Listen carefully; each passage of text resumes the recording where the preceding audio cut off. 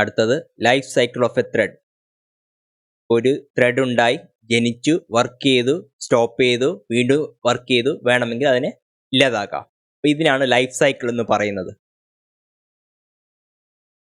So basically life cycle എന്ന് പറയുന്നത് start ചെയ്യേണ്ടത് എന്തായിരിക്കണം? ആദ്യം ത്രെഡിൻ്റെ ആ ഒരു ഓബ്ജക്റ്റ് ക്രിയേറ്റ് ചെയ്യണം. ഇനി നമുക്ക് ഒന്നൊന്നായിട്ട് വായിച്ചു പോവാം. During the life cycle of a threat or life time of a threat there are many states it can enter. അപ്പോൾ ത്രെഡ് ഉണ്ടായി കഴിയുമ്പോൾ അത് കുറച്ച് സ്റ്റേറ്റ്സുകൾ കാണും. അങ്ങനെ 5 സ്റ്റേറ്റ് ഉണ്ട്. ഒന്ന് ന്യൂ ബോൺ, ഒന്ന് റണ്ണബിൾ, റണ്ണിങ്, ബ്ലോക്ക്ഡ്, ഡെഡ്. എന്തൊക്കെയാണ്? New born, runnable, running, blocked and dead. ഇത് ലിറ്ററൽ മീനിങ് ആണ്, വളരെ ഈസിയാണ് പഠിക്കാൻ. ആദ്യത്തെ state new born state. When we create a threat object എന്ന് വെച്ചാൽ നമ്മളൊരു ത്രെഡ് എന്ന് പറയുന്നത് ഒരു ക്ലാസ് ആണ്. ക്ലാസിൻ്റെ ഒരു ഓബ്ജക്റ്റ് ക്രിയേറ്റ് ചെയ്യുമ്പോൾ നമ്മൾ ത്രെഡ് ജനിച്ചു എന്ന് പറയും. And it is said to be in new born state. New born state എത്തിയെന്ന് നമ്മൾ പറയും. The thread is not yet scheduled for running. ഓടാനുള്ള പരുവത്തിലായിട്ടില്ല. At the state we can do only one of the following things with it.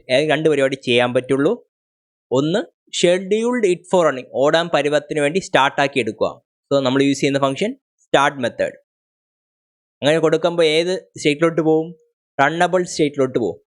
അപ്പോൾ new ബോണിൽ നിന്ന് start വിളിച്ചാൽ runnable സ്റ്റേറ്റിലോട്ട് പോകും. അവിടുന്ന് തന്നെ എന്ന് വെച്ചാൽ ന്യൂ ബോൺ സ്റ്റേറ്റിൽ നിന്ന് അതിനെ ഇല്ലാതാക്കണമെങ്കിൽ സ്റ്റോപ്പ് മെത്തേഡ് വിളിക്കണം.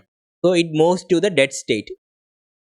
If we want to use any other method at this state, an exception will be thrown. ഏതെങ്കിലും മെത്തേഡ് വേറെ എന്തെങ്കിലും മെത്തേഡ് യൂസ് ചെയ്യുകയാണെങ്കിൽ ഈ സ്റ്റേറ്റിൽ അത് ഓട്ടോമാറ്റിക്കലി എക്സെപ്ഷൻ ക്രിയേറ്റ് ആവും, അല്ലെങ്കിൽ അത് എറർ കാണിക്കും.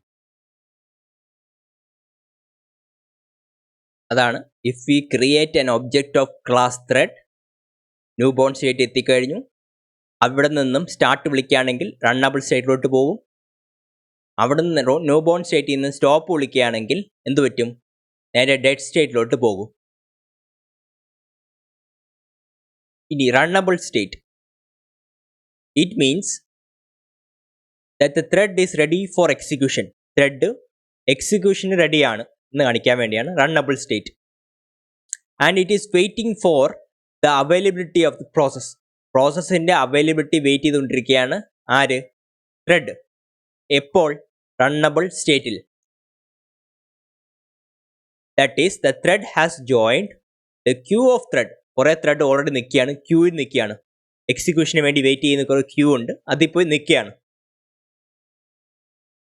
If all the thread have equal priority, എല്ലാ ത്രെഡിനും ഒരേ പ്രയോറിറ്റി ആണെങ്കിൽ എല്ലാത്തിനും ഒരു ഗിവൺ ടൈം സ്ലോട്ട് കൊടുക്കും എക്സിക്യൂഷന് വേണ്ടി. ഏത് മാനറിൽ?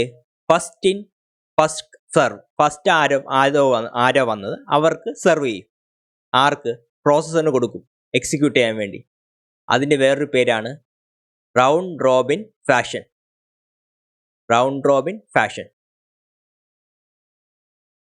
The thread that relinquish means that give up the control. അതിൻ്റെ കൺട്രോൾ, വർക്ക് ചെയ്യുന്ന കൺട്രോൾ ആർക്കെങ്കിലും കൊടുക്കണമെങ്കിൽ അതിനെ റിലിംഗ്വിഷ് എന്ന് ഉദ്ദേശിക്കും. Give up the control.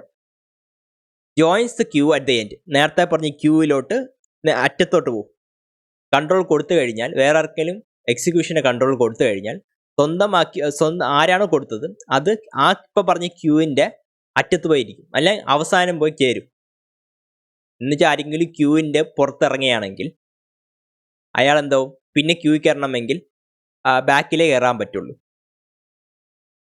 And again wait for its turn. ബാക്കിൽ കയറിയിട്ട് ടേൺ വരുന്നവരെ വെയിറ്റ് ചെയ്യേണ്ടി വരും. എവിടെ? ക്യൂവിൽ. And this process of assigning time to a thread is known as time slicing. അതിനാണ് ടൈം സ്ലൈസിങ് എന്ന് പറയുന്നത്. ഓരോ സമയം ഓരോ അസൈൻ ചെയ്യുന്നുണ്ട് ത്രെഡിന് വേണ്ടി, അതിനാണ് ടൈം സ്ലൈസിങ്. ഹവർ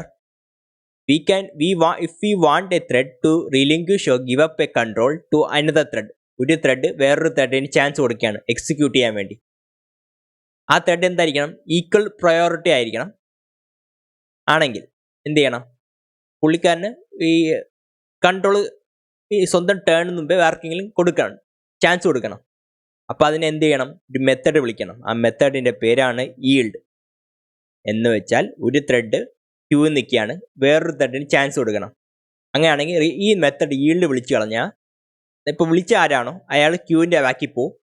ആർക്കാണോ വിളിച്ചത് അയാൾക്ക് ചാൻസ് കിട്ടും എക്സിക്യൂട്ട് ചെയ്യാൻ വേണ്ടി.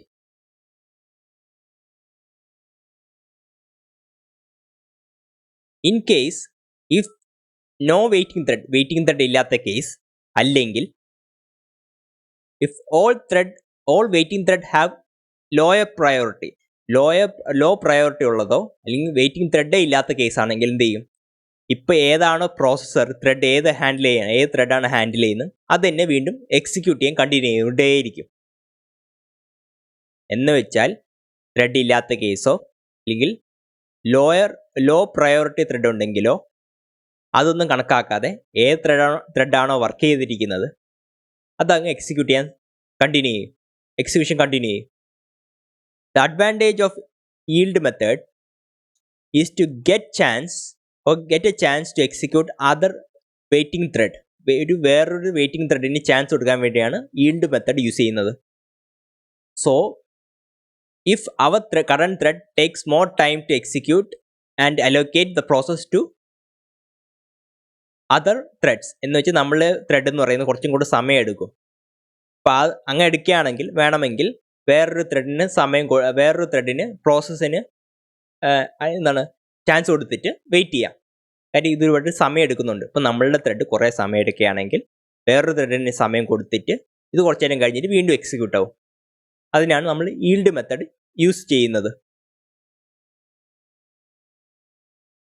റണ്ണിങ് സ്റ്റേറ്റ് എന്ന് പറഞ്ഞാൽ it means the process has given its time to the thread. ഇപ്പോൾ ത്രെഡിന് ആ പ്രോസസ്സിന് സമയം കൊടുത്തു വർക്ക് ചെയ്യാൻ വേണ്ടി ഫോർ ഇറ്റ്സ് എക്സിക്യൂഷൻ.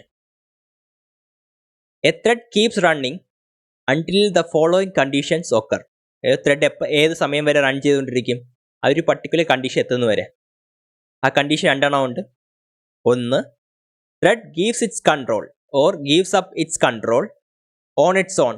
സ്വന്തമായി ആ കൺട്രോൾ കൊടുക്കാം ആർക്കെങ്കിലും, ഒരു പ്രോസസ്സർ ഏതെങ്കിലും ത്രെഡിന് ചാൻസ് കൊടുക്കാം. എങ്ങനെ?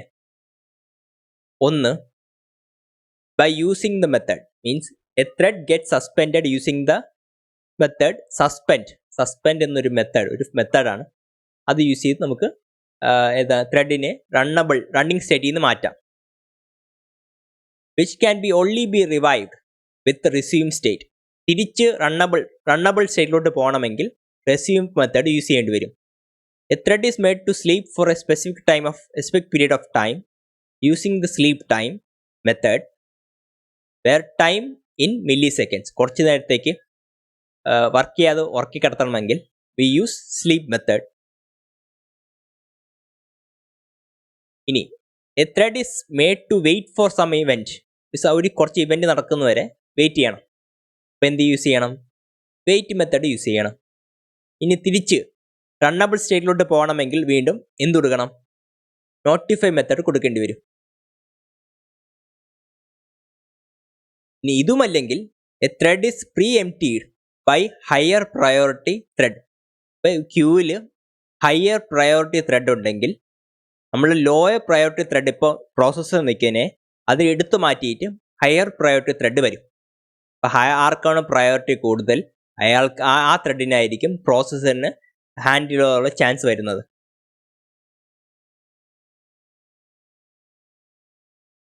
ഇപ്പോൾ റണ്ണബിൾ എത്തി, റണ്ണബിളിൽ നിന്ന് റണ്ണിങ്ങിലോട്ട് പോകും. അപ്പോൾ ആർക്കാണോ ചാൻസ് കിട്ടുന്നത് അവർ ത്രെഡ് പ്രോസസ് ചെയ്യാൻ തുടങ്ങും, റണ്ണിങ് സ്റ്റേറ്റിൽ പ്രോസസ് ചെയ്യാൻ തുടങ്ങും.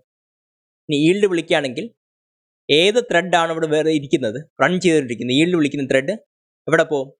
റണ്ണബിളിലുള്ള ക്യൂവിലോട്ട് പോകും, ക്യൂവിൻ്റെ അവസാനം പോകും. ക്യൂവിൻ്റെ അവസാനം പോയി വെയിറ്റ് ചെയ്യും. വേറൊരു ത്രെഡിന് റണ്ണിങ് സ്റ്റേറ്റിലോട്ട് വരാനുള്ള ചാൻസ് കൊടുക്കും. വേറൊരു ത്രെഡിന് റണ്ണിങ് സ്റ്റേറ്റിലോട്ട് വരാനുള്ള ചാൻസ് കൊടുക്കും. ആര്? ഈൽഡ് ഫംഗ്ഷൻ വിളിക്കുകയാണെങ്കിൽ. ഇനി റണ്ണിങ് സ്റ്റേറ്റിൽ നിൽക്കുന്ന ത്രെഡ് സസ്പെൻഡ് വിളിക്കുകയാണെങ്കിൽ അത് ബ്ലോക്ക്ഡ് സ്റ്റേറ്റിലോട്ട് പോകും. എന്ന് വെച്ചാൽ അല്ലെങ്കിൽ നോൺ റണ്ണബിൾ സ്റ്റേറ്റിലോട്ട് പോകും. സ്ലീപ്പ് വിളിച്ചാലും നോൺ റണ്ണബിൾ സ്റ്റേറ്റിലോട്ട് പോകും, അല്ലെങ്കിൽ ബ്ലോക്ക്ഡ് സ്റ്റേറ്റ്. വെയിറ്റ് വിളിച്ചാലും ബ്ലോക്ക്ഡ് സ്റ്റേറ്റിലോട്ട് പോകും. ഇനി തിരിച്ച് റണ്ണബിൾ സ്റ്റേറ്റിലോട്ട് പോകണമെങ്കിൽ സസ്പെൻഡ് കറസ്പോണ്ടിങ് ആയിട്ട് വിളിക്കേണ്ടത് റെസ്യൂം, സ്ലീപ്പിന് കറസ്പോണ്ടിങ് ആയിട്ട് വിളിക്കേണ്ടത് ഒന്നുമില്ല, കുറച്ച് നേരം വെയിറ്റ് ചെയ്താൽ മാത്രം മതി. പിന്നെ വെയിറ്റ് ഫംഗ്ഷൻ വിളിക്കുകയാണെങ്കിൽ എന്ത് കൊടുക്കണം? നോട്ടിഫൈ ഫംഗ്ഷൻ വിളിക്കേണ്ടി വരും. ഇനി ഇപ്പോൾ എന്തായി? ബ്ലോക്ക്ഡ് സ്റ്റേറ്റ്, അതിനാ ബ്ലോക്ക്ഡ് സ്റ്റേറ്റ് എന്ന് പറയുന്നത്.